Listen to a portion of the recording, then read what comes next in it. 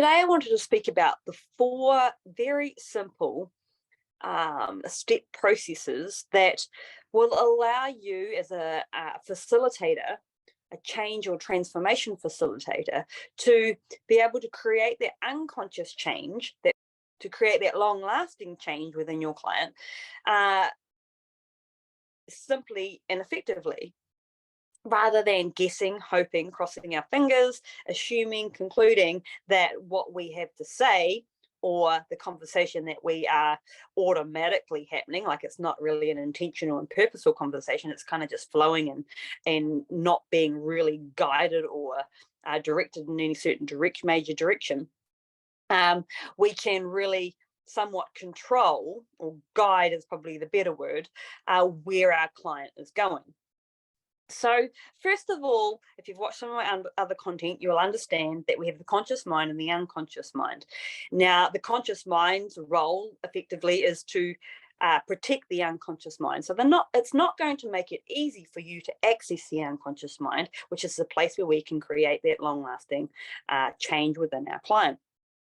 And we can only truly extract or create that long-term change within our client if we have the unconscious's attention. So attention being the first of the steps that we need to draw attention to. And we can observe that attention, observe the cues, that the unconscious mind presents us by paying attention to the client or the person that we are interacting with, and seeing where the questions that we are asking, the curiosity and the investigation, the explorative process that we are going through with our client is actually taking us anywhere, or is it stimulating anything within the client. And we can pick up these responses by observing such cues as emotion being expressed, by tension being held in the body, twitching, eye gazes, eye closure, any such physical movement that might be happening within the client. But we can also pick up in non-visual cues a little bit more obviously sometimes the auditory clues, and that could be in the sound of their voice, the pace of their voice, the exaggeration of certain words, their responses to some questions, or the way they respond to some questions. These are certain cues as well that something is changing, because the conscious mind is very automatic. It'll think really quickly in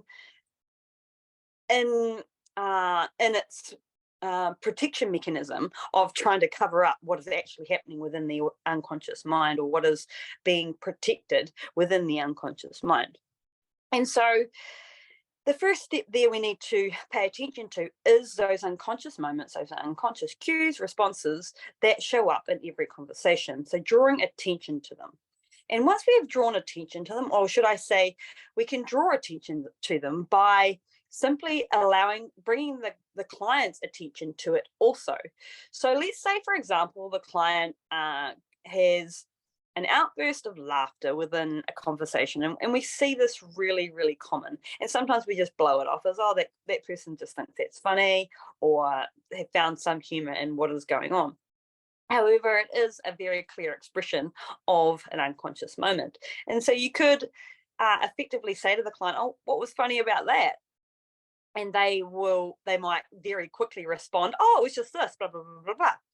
But if this is a meaningful conversation, you can take more from that and extract that there is something else within that. So you want to keep them there and just stay on that subject that they found funny until a little bit more, or some other unconscious moments, unconscious cues, responses appear. So we're continuously drawing attention to the unconscious responses. So that is our first step. Our next step, and which I've already kind of spoken about, is bypassing the conscious mind. A conscious mind is very smart. It's going to do what it can to protect the unconscious mind and the programs that it holds. And so it's going to try and interrupt that process as best as it can. And this is something super common that we all can reflect and observe upon within certain conversations that we've had with anybody in our lives, and when they come up with reasons, excuse, justifications, or they change the subject, or they answer really quickly and really fast. So that is a really great indication that any of those responses are conscious responses, and it's there trying to protect what is the hidden information that is within the unconscious mind. And so we effectively want this kind of like two strategies that you could go here. You could continue to investigate and draw attention, to follow on and draw attention to those unconscious moments, which over a period of time is going to exhaust the conscious mind. It's going to effectively give up because it knows it's not. The unconscious mind is beginning to become very, very aware that you are paying attention to it. So just like a child, it's going to, if you give it attention, it's going to give you more responses. It's going to show you more love, or give you more of its own expression. Whereas if you ignore a child over a period of time, they're going to stop wanting to play with you as well. And so that is the unconscious, similar behaviors of the unconscious mind. We want to be giving it attention so that it can feed into it, and it's going to give us more and more information. So once we've bypassed the conscious mind, and we're continuing to draw attention to the conscious mind, we're then going to continue to observe those unconscious responses that are happening throughout the conversation, and notice what we notice within what shows up within the context of the conversation. Say, for example, this is where we begin to delve into a little bit about analyzing thinking. Finding out a little bit more about how the client has got to where they are right now, because it's revealing more information. The unconscious mind is playing the game with us, and it's revealing more and more information. And this might show up by way of past experience. It might show up by way of a belief, a theory. It might show up by way of an obvious confusion or dilemma that the client is experiencing. There are several factors there that we could categorize within the analyzing thinking process. But this is stimulating and growing those unconscious responses so that we can continue to explore and extract valuable and important information that's going to ultimately create that long-term permanent change.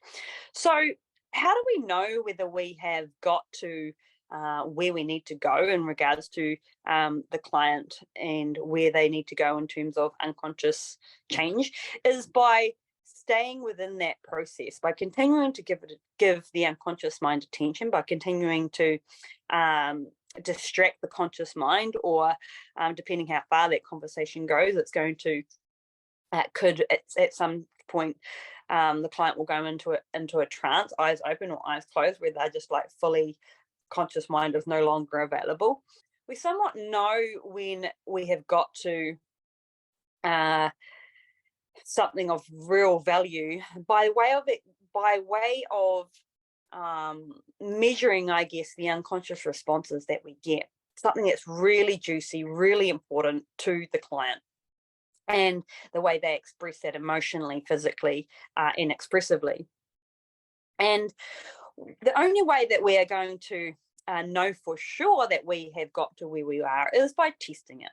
So they're going to generally come up at that point with new resources, because they've gone from a position of having something so close to, say, a problem so close to them that they just can't see past it, to all the way back, and now they're reevaluating, going, oh cool, I'm just going to move over to this side a little bit, and then I can just move straight past that problem, and it will no longer be a problem, or whatever they want to do with that so-called problem.